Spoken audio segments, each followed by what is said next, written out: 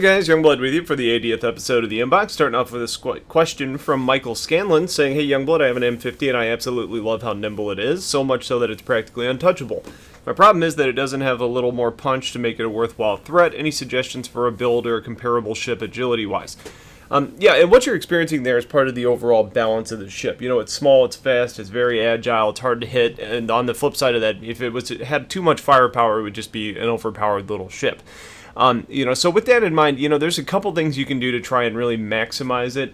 What I would probably suggest doing is getting some hard-hitting weapons on it that you're going to sacrifice things like rate of fire, for example, to be able to accomplish that goal. One that comes to mind for me would be like fixed size 2 neutron cannons. They do a ton of damage. They do good damage against shields. They do good damage against the hull. They are a little prone to overheating. You're not going to be able to shoot them all that often, but you're doing about as much damage as you possibly can while laying down a lot of hurt. So for me, that's typically the option I go for. You could toss a couple mass drivers on there as well. Those would be ones that I would suggest. Now, if you're looking for a comparable ship agility-wise, there's a couple that you could look at. The Buccaneer would be one that comes to mind. Very fast, very agile, has a lot more firepower than the M50. It's got a bigger wingspan, so it's going to be easier for people to land hits on you, but it's going to do a lot of damage. And then if you just want something that's kind of in that middle ground, something like the Gladius is fairly nimble as compared. It's got more firepower and could be a good option. And then the Saber as well. The Saber, you're getting into quite a larger ship. It's quite a bit more expensive, and it's not going to be as fast or nimble, but it still does a pretty good job overall. Alex Eddy says, hey STL, I own a Xi'an Scout, but I'm not really sure what role to use it in. I already have a Saber, so I'm satisfied with my fighting ship choice. So I'm wondering what roles you think the Scout might be useful for. Scouting seems like an obvious one, but anything else? I think it's an interesting ship as far as kind of being a pest. If you've got the ship, it doesn't have a lot of firepower on it, but it can be really hard to hit in the hands of a good pilot. So if you're talking about kind of just protecting a convoy or being like a defender type of situation, you can really tie up a couple of other ships pretty effectively with the strafing ability on that ship. So I think there's still some value in combat, but it's not necessarily going to be a let me eliminate all of the enemy threats. It's more of a let me tie a couple ships up and make them really focus on me because I can start pecking away at people while being hard to hit and hard to catch. So kind of just coming in, doing your damage and running off. I think in roles like that, the Scout is a really good option. You mentioned scouting there. I think it's going to be good there. I could see it being useful to some extent, depending on the scanning abilities and like a limited exploration role. And then I think as far as like racing, I think it's got some value there too. It's going to be challenging to see how that ship really fits into the game and where the value is. But again, I think mostly as far as just scouting, being a pest, and doing racing, just taking advantage of the speed and the agility of the ship, I think those are the roles that it's really going to kind of be best suited for. John Rouse says, hey, do you think we'll be able to get into an incognito mode, or will there be any way to hide our identity from people who may know us in order to rob a bank, assassinate a beloved public figure, or create fake credentials, or even go as far as facial reconstruction to undercover to gain information or undermine a rivalry? So as far as that goes, there's going to be some things that you can do. We know you're going to be able to like hack ship like transponders to be able to say the ship no longer looks like it's a stolen ship. So I think you could probably extrapolate that to some extent and say you may be able to hide your identity via Moby Glass if that's going to be the primary way that people are identifying you. You might be able to use jammers and things like that too, but it kind of depends on what the actual game mechanics that end up in the game are. Overall, the reputation system is there to make sure that you are either benefiting from your reputation or you're being hindered by your reputation based on the acts that you've done, and that'll kind of dictate the gameplay and your experience in the universe. So they're not going to just say that you can totally be some really bad pirate that just really hurts everybody in the game and then just get off scot-free. So you're not going to be able to do anything where you're going to be able to just be totally immune to anything like that. But I think there's going to be ways that you can kind of lower your ability to, be noticed and basically give you a better shot of getting away with a crime. So it's going to be kind of a give and a take. You'll have to take some proactive actions, I think, but it'll just depend on what ends up being in the game. Joe's Got More says, question, with entering atmosphere being a thing, could we see interesting gameplay, i.e. creating a heat trail that confuses heat-seeking missiles to detonate too early, but damages your ship over time if breaking the plane for too long, or confusing missiles that look for your cross-section by flying close to the surface, Could make for some cool alternatives when you run out of countermeasures or a planet is nearby. I think your second one there is plausible. If it's a cross-section missile, you might be able to use like a tree or a rock outpost or something. Something like that. I think that's got some plausibility there. As far as the creating a heat trail, the problem there is a heat-seeking missile is always going to look for the hottest heat source. And if you're flying through the atmosphere, you're essentially making your ship hotter than it was before. The way that you really want to break a lock on a heat-seeking missile is to cool your ship down, and that's why you have flares today. You make an evasive maneuver, you drop a flare, you change your vector, and you cool your system down, and then ideally what happens is the missile then locks onto your countermeasure instead of your ship, because it is the hottest source available. So if you're flying through an atmosphere, you're going to then be hotter and actually be a more attractive target for that missile.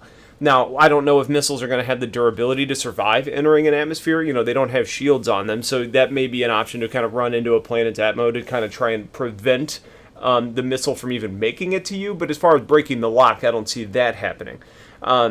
So we'll just have to kind of see. But I think in my mind, that's not necessarily a plausible thing. If you're in the atmosphere and somebody launches a missile at you, a heat seeker, you're really going to need to rely on your flares, or potentially, and probably your best bet would be getting something between you and the missile. So flying into a canyon, changing your vector, doing different things that's going to lead that missile into something else. Spin Dog says, a question: will ships need constant repairs like oil changes and keep it running from wear and tear? Yeah, there is going to be things that you need to do. Obviously, I don't think oil changes are going to be a thing in the verse, but you're going to need to kind of make sure that you're repairing damage over time.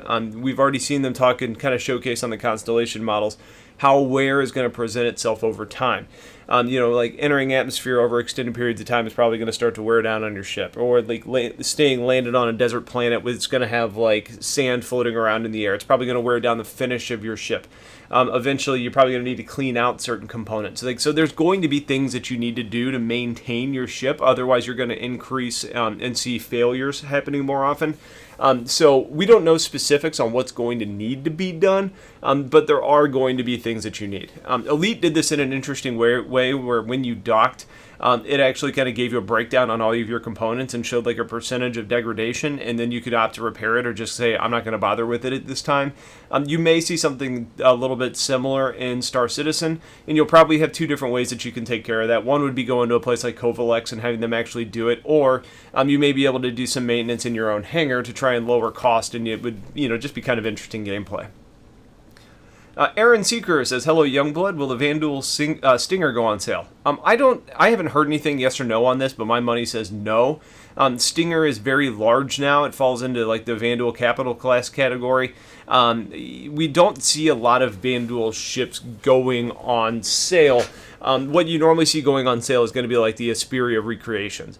There were the captured Vanduul sides that went up for sale, but like the Blade and the Glaive, for example, those were both going to actually be they're recreations made by the human manufacturer of Asperia. So I don't see Asperia making a Vanduul Stinger recreation, which means that we would have to be able to buy a Vanduul ship itself, and I don't see that happening on something as grand as the Stinger. I think that's going to be something that's going to be supposed to be pretty surprising to see in the universe. I don't think they want to have players roaming around in those. And our last two questions are patron questions. Starting off with a question from Jiraiya. Says, do you think we could sneak a nuke on board a capital ship in an Argo or a similar transport, next set a timer and escape in a Yellow Jacket, or just by walking out the airlock in a spacesuit with a pickup nearby? I think you're going to have options for sabotage. We already know some of it through hacking. We know some of it from just getting on board and playing around with ship systems and that sort of thing. I don't think nukes are going to be present in the game. So just from a pure pedantic standpoint, I don't think that's going to happen.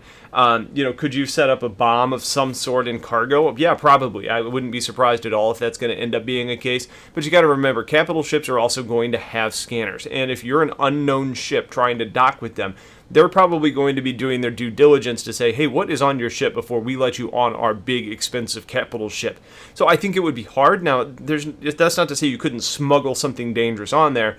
And something dangerous could even be a person that could roam around and do things. So Just from this simple standpoint of saying, is there a nuke on board? I'm saying no. Is there a possibility to sneak a bomb or an explosive of some sort on? Yes, I think so. The question is going to be, is that going to be big enough if it's just left in the cargo hold to actually do significant damage to that capital ship? And that's where I start to say probably not.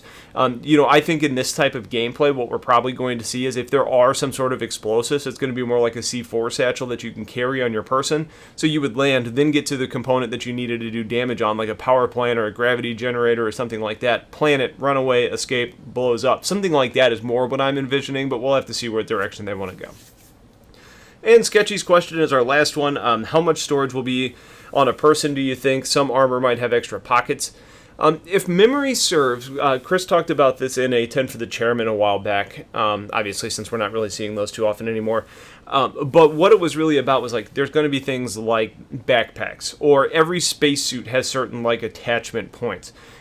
So you would say, I've got an attachment point on my hip, I'm going to put like a pocket or like a fanny pack or something like that. On my back, I've got the ability to put on that attachment point a backpack. But since you have that backpack there, then it's going to be, you can't necessarily fit, you can't put like a rifle on your back as well, unless maybe it's a one-shoulder backpack, something like that. So there's going to be restrictions and limitations on what you can actually do, but you're going to get flexibility in your spacesuits if their initial vision is going to continue forward. And then as far as your cargo capacity for a person in storage terms, you're going to just be limited based on what actually fits.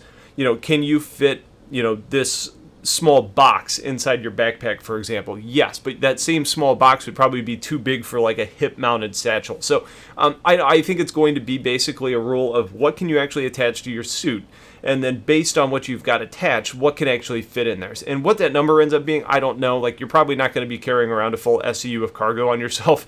So there's going to be some space limitations, but we don't really know what that number is today. So that's it for this episode of The Inbox. If you guys have questions, let me know. Otherwise, stay tuned for more coming soon, and have a wonderful day. Take care.